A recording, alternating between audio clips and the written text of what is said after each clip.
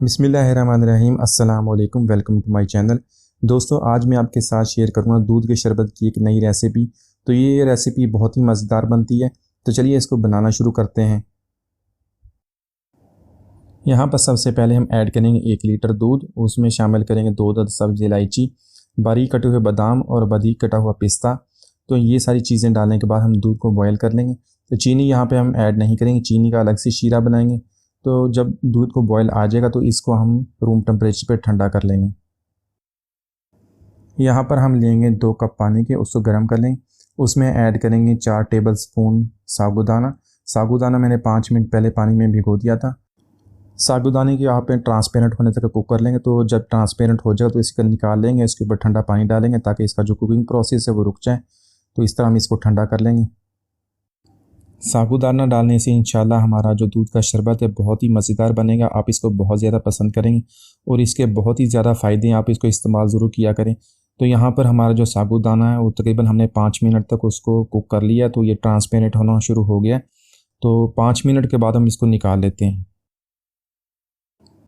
यहाँ पर हम इसके ऊपर थोड़ा थोड़ा ठंडा पानी डालेंगे ताकि जो इसका कुकिंग प्रोसेस है वो भी रुक जाए और जो इसके अंदर जो स्टार्च है वो भी निकल जाए और इस तरह जो हमारा साबूदाना है वो बहुत ही अच्छी तरह तैयार हो जाएगा। यहाँ पर हम अपने दूध के शरबत के लिए शीरा बनाएंगे। शीरा बनाने के लिए आधा कप पानी का ऐड किया और इसके अंदर ऐड करेंगे 4 टेबल स्पून चीनी। चीनी आप अपने टेस्ट के मुताबिक कम या ज़्यादा ऐड कर सकते हैं। तो चीनी ऐड करने के बाद इसके अंदर थोड़ा सा ग्रीन कलर ऐड करेंगे। कलर ये फूड कलर है, आप अपनी मर्ज़ी के मुताबिक कोई भी कलर ऐड कर सकते हैं। तो इसके ऐड करने से जो खूबसूरती में बहुत ज़्यादा इजाफा होगा।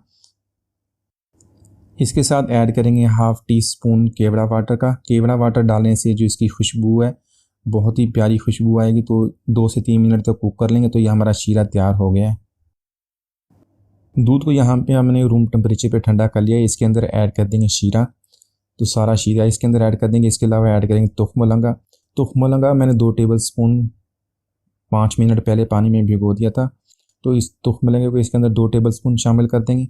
इसके अलावा साबूदाना हम इसके अंदर शामिल करेंगे। साबूदाना डालने के बाद इसके अंदर ऐड करेंगे बारीक कटा हुआ बादाम और बारीक कटा हुआ पिस्ता। तो ये सारी चीज़ें डालने के बाद इसको अच्छी तरह मिक्स कर लेंगे। दूध हमारा तैयार है। इसको या तो 10 मिनट के लिए फ्रिज में रखते हैं ठंडा होने के लिए, या तो अभी आप इसको बर्फ़ डालें और सर्व करें। तो माशाल्लाह बहुत ही मज़ेदार रेसिपी है। इसको आप ज़रूर ट्राई कीजिएगा।